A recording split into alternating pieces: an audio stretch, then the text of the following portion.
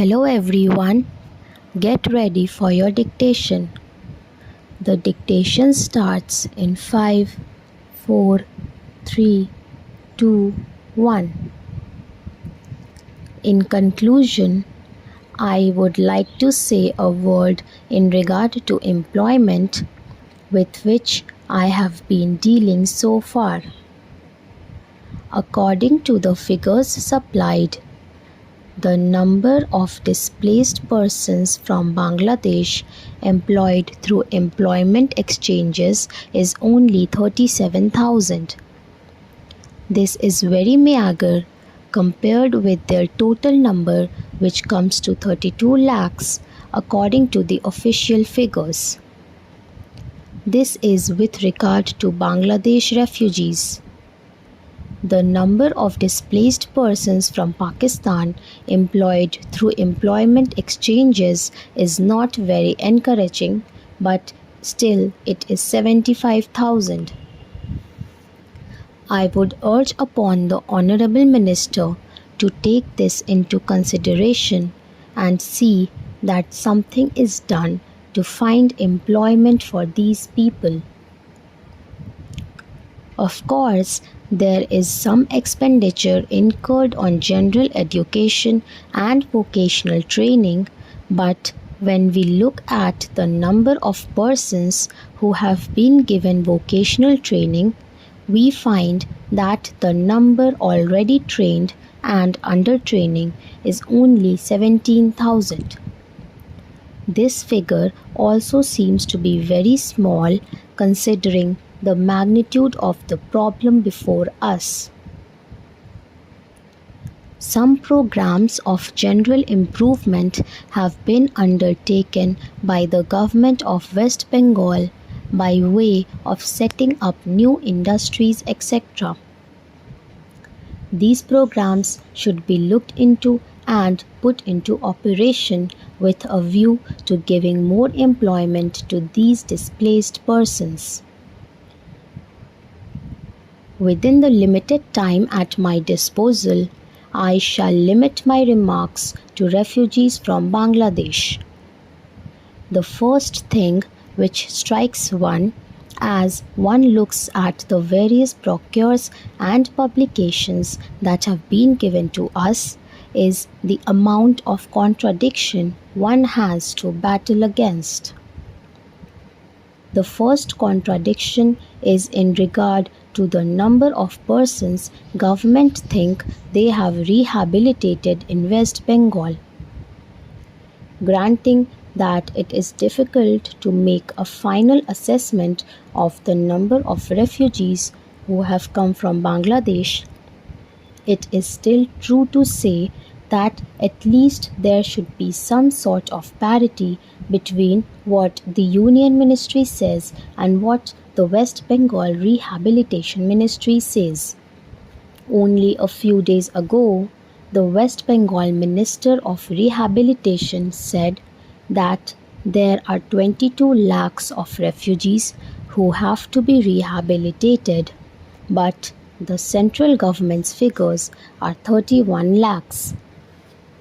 Unless the government know the number of people they have to budget for, it is rather bewildering to know how they mean to plan in bringing about their rehabilitation.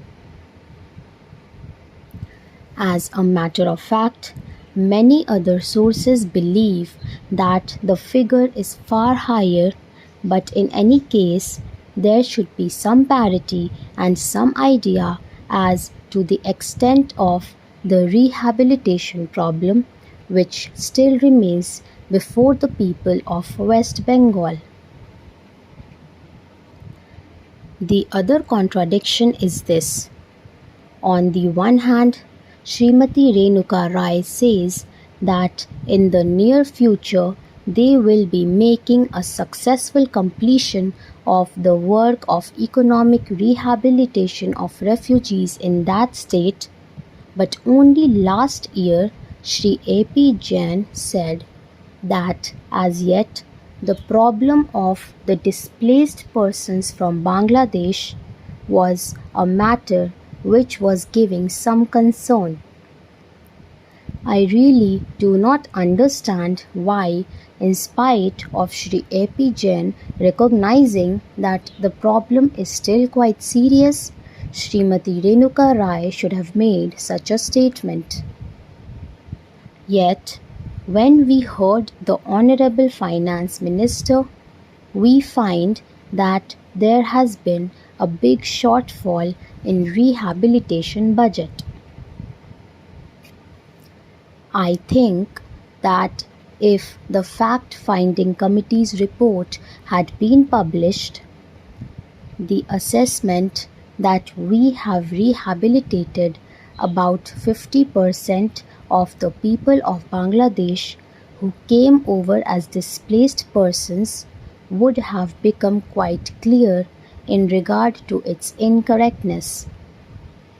As a matter of fact, when we went round the camps and colonies in West Bengal, we found that as yet not more than 15% of the people have been rehabilitated in the sense that they are able to eke out their subsistence on the poorest levels. It is not more than 15%, and I think the figures of the fact-finding committees are still lower. I think this is something that we have to take very seriously and put our minds to and apply all the resources that we have to find out how we will be able to tackle this problem of rehabilitation. Now, coming to the question of relief, I feel that until we are able to give really proper rehabilitation, we cannot withdraw relief. It is no use arguing whether relief leads to lethargy and moral slackness.